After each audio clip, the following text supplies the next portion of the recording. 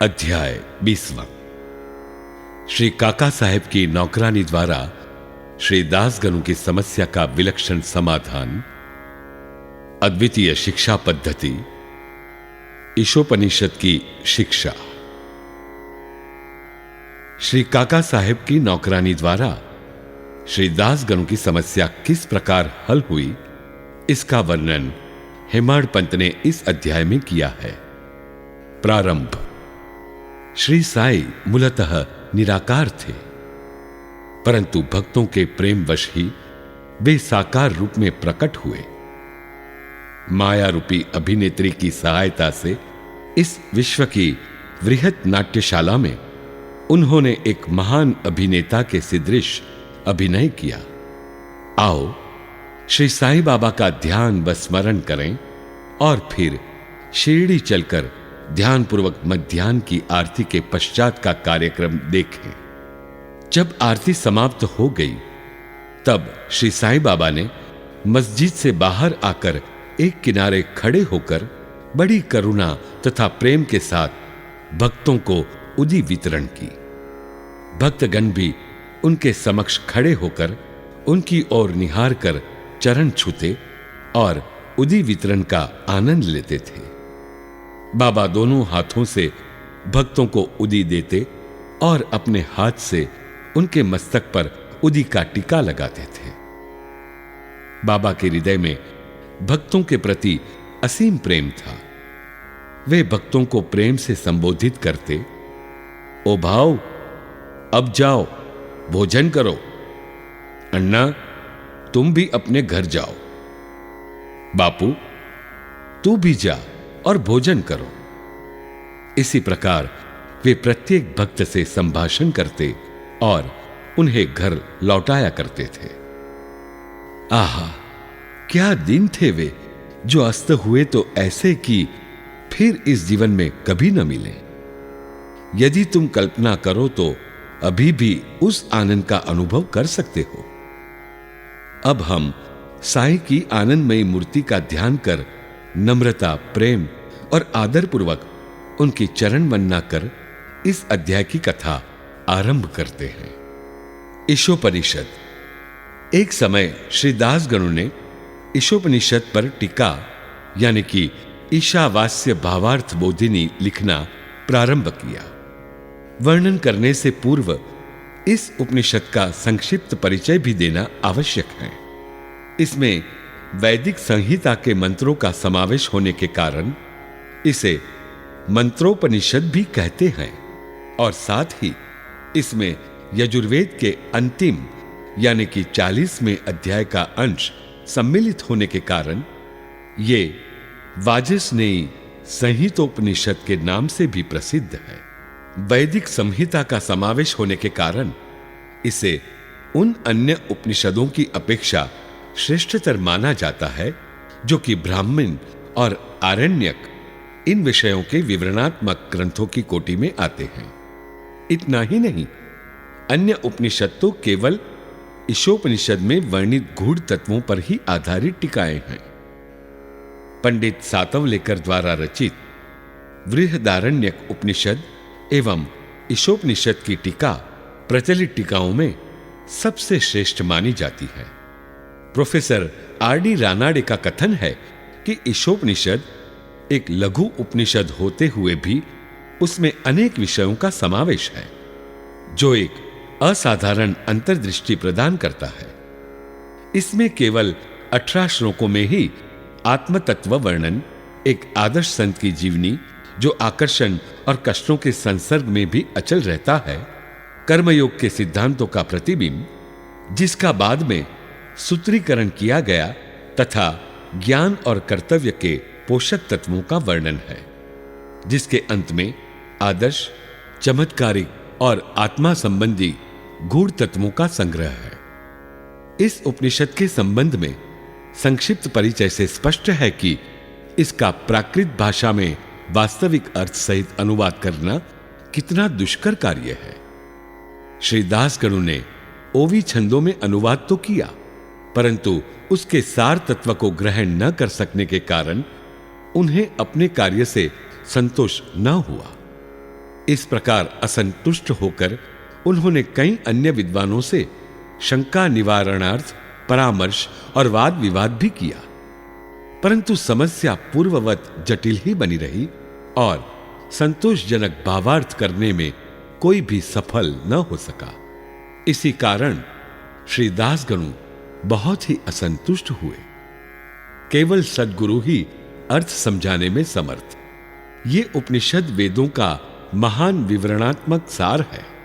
इस अस्त्र के प्रयोग से जन्म मरण का बंधन छिन्न भिन्न हो जाता है और मुक्ति की प्राप्ति होती है। अतः श्री दासगणु को विचार आया कि जिसे आत्म साक्षात्कार हो चुका हो, केवल वही इस उपनिषद का वास्तविक अर्थ कर सकता है। जब कोई भी उनकी शंका का निवारण न कर सका तो उन्होंने शिरडी जाकर बाबा के दर्शन करने का निश्चय किया। जब उन्हें शिरडी जाने का शुभ अवसर प्राप्त हुआ तो उन्होंने बाबा से भेंट की और चरण वंदना करने के पश्चात उपनिषद में आई हुई कठिनाइयां उनके समक्ष रखकर उनसे हल करने की प्रार्थना की। श्री साईं बाबा ने आशीर्वाद देकर कहा कि चिंता करने की कोई आवश्यकता नहीं, उसमें कठिनाई ही क्या है। जब तुम लौटोगे तो विले पार्ला में काका दीक्षित की नौकरानी तुम्हारी शंका का निवारण कर देगी। उपस्थित लोगों ने जब ये वचन सुने तो वे सोचने लगे कि बाबा केवल विनोद ही कर रहे हैं और कहने लगे कि क्या एक अशिक्षित नौकरानी भी ऐसी जटिल समस्या हल कर सकती है। परंतु दासगणु को तो पूर्ण विश्वास था कि बाबा के वचन कभी असत्य नहीं हो सकते, क्योंकि बाबा के वचन तो साक्षात ब्रह्म वाक्य ही है। काका की नौकरानी। बाबा के वचनों में पूर्ण विश्वास कर वे शिरडी से बंबई के उपनगर विले पार्ला में पहुंचकर काका दीक्षित के यहां ठहरे। दूसरे दिन दासगणु सुबह की मीठी नींद का आनंद ले रहे थे, तभी उन्हें एक निर्धन बालिका के सुंदर गीत का स्पष्ट और मधुर स्वर सुनाई पड़ा। गीत का मुख्य विषय था एक लाल रंग की साड़ी। वो कितनी सुंदर थी, उसका जरी का आंचल कितना बढ़िया था, उसके छोर और किनारे कितने सुंदर थे, इत्यादि। उन्हें वो गीत अति रुचिकर प्रतीत हुआ। इस कारण उन्होंने बाहर आकर देखा कि ये गीत एक बालिका नाम्या की बहन, जो काका साहेब दीक्षित की नौकरानी है, गा रही है। बालिका बर्तन मांज रही थी और केवल एक फटे कपड़े से तन ढके हुए थी। इतनी दरिद्र परिस्थिति में भी उसकी प्रसन्न मुद्रा देखकर श्री दासगणु को दया आ गई और दूसरे दिन श्री दासगणु ने श्री एम.बी. प्रधान से उस निर्धन बालिका को एक उत्तम साड़ी देने की प्रार्थना की। जब राव बहादुर एम.बी. प्रधान ने उस बालिका को एक धोती का जोड़ा दिया, तब एक क्षुधा पीड़ित व्यक्ति को जैसे भाग्यवश मधुर भोजन प्राप्त होने पर प्रसन्नता होती है, वैसे ही उसकी प्रसन्नता का पारावार न रहा। दूसरे दिन उसने नई साड़ी पहनी और अत्यंत हर्षित होकर नाचने कूदने लगी एवं अन्य बालिकाओं के साथ वो फुगड़ी खेलने में मग्न रही। अगले दिन उसने नई साड़ी संभालकर संदूक में रख दी और पूर्ववत फटे पुराने कपड़े पहन कर आई। फिर भी पिछले दिन के समान ही प्रसन्न दिखाई दी। ये देखकर श्री दासगणु की दया आश्चर्य में परिणत हो गई। उनकी ऐसी धारणा थी कि निर्धन होने के ही कारण उसे फटे चिथड़े कपड़े पहनने पड़ते हैं, परंतु अब तो उसके पास नई साड़ी थी जिसे उसने संभाल कर रख लिया और फटे कपड़े पहनकर भी उसी गर्व और आनंद का अनुभव करती रही। उसके मुख पर दुख या निराशा का कोई निशान भी नहीं रहा। इस प्रकार उन्हें अनुभव हुआ कि दुख और सुख का अनुभव केवल मानसिक स्थिति पर निर्भर है। इस घटना पर गूढ़ विचार करने के पश्चात वे इस निष्कर्ष पर पहुंचे कि भगवान ने जो कुछ दिया है उसी में समाधान वृत्ति रखनी चाहिए और ये निश्चय पूर्वक समझना चाहिए कि वो सब चराचर में व्याप्त है और जो भी स्थिति उसकी दया से प्राप्त है वो अपने लिए अवश्य ही लाभप्रद होगी। इस विशिष्ट घटना में बालिका की निर्धनावस्था, उसके फटे पुराने कपड़े और नई साड़ी देने वाला तथा उसकी स्वीकृति देने वाला, ये सब ईश्वर द्वारा ही प्रेरित था। श्री दास गनु को उपनिषद के पाठ की प्रत्यक्ष शिक्षा मिल गई, अर्थात जो कुछ अपने पास है उसी में समाधान वृत्ति माननी चाहिए। सार ये है कि जो कुछ होता है सब उसी की इच्छा से नियंत्रित है, अतः उसी में संतुष्ट रहने में हमारा कल्याण है। अद्वितीय शिक्षा पद्धति। उपर्युक्त घटना से पाठकों को विदित होगा कि बाबा की पद्धति अद्वितीय और अपूर्व थी। बाबा शिरडी के बाहर कभी नहीं गए, परंतु फिर भी उन्होंने किसी को मच्छिंद्रगढ़, किसी को कोल्हापुर या सोलापुर साधनाओं के लिए भेजा। किसी को दिन में और किसी को रात्रि में दर्शन दिए, किसी को काम करते हुए तो किसी को निद्रावस्था में दर्शन दिए और उनकी इच्छाएं पूर्ण की। भक्तों को शिक्षा देने के लिए उन्होंने कौन कौन सी युक्तियां काम में लाई, इसका वर्णन करना असंभव है। इस विशिष्ट घटना में उन्होंने श्री दास गनु को विले पार्ला भेजकर वहां उनकी नौकरानी द्वारा समस्या हल कराई। जिनका ऐसा विचार हो कि श्री दास गनु को बाहर भेजने की आवश्यकता ही क्या थी, क्या वे स्वयं नहीं समझा सकते थे? उनसे मेरा कहना है कि बाबा ने उचित मार्ग ही अपनाया, अन्यथा श्री दास गनु किस प्रकार एक अमूल्य शिक्षा उस निर्धन नौकरानी व उसकी साड़ी द्वारा प्राप्त करते, जिसकी रचना स्वयं साईं ने की थी। ईशोपनिषद की शिक्षा। ईशोपनिषद की मुख्य देन नीति शास्त्र संबंधी उपदेश है। हर्ष की बात है कि इस उपनिषद की नीति निश्चित रूप से आध्यात्मिक विषयों पर आधारित है, जिसका इसमें वृहत रूप से वर्णन किया गया है।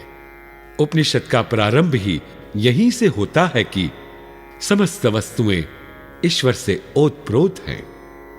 ये आत्म विषयक स्थिति का भी एक उप सिद्धांत है, और जो नीति संबंधी उपदेश उससे ग्रहण करने योग्य है वो ये है कि जो कुछ इस कृपा से प्राप्त है उसमें ही आनंद मानना चाहिए और दृढ़ भावना रखनी चाहिए कि ईश्वर ही सर्वशक्तिमान है और इसीलिए जो कुछ उसने दिया है वही हमारे लिए उपयुक्त है। ये भी उसमें प्राकृतिक रूप से वर्णित है कि पराये धन की तृष्णा की प्रवृत्ति को रोकना चाहिए। सारांश ये है कि अपने पास जो कुछ है उसी में संतुष्ट रहना, क्योंकि यही ईश्वर की इच्छा है। चरित्र संबंधी द्वितीय उपदेश ये है कि कर्तव्य को ईश्वर इच्छा समझते हुए जीवन व्यतीत करना चाहिए, विशेषतः उन कर्मों को जिनको शास्त्र में वर्णित किया गया है।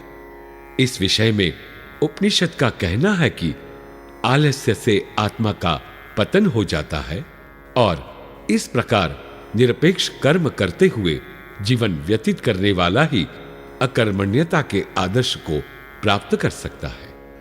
अंत में कहा कि जो सब प्राणियों को अपना ही आत्मस्वरूप समझता है तथा जिसे समस्त प्राणी और पदार्थ आत्मस्वरूप हो चुके हैं, उसे मोह कैसे उत्पन्न हो सकता है?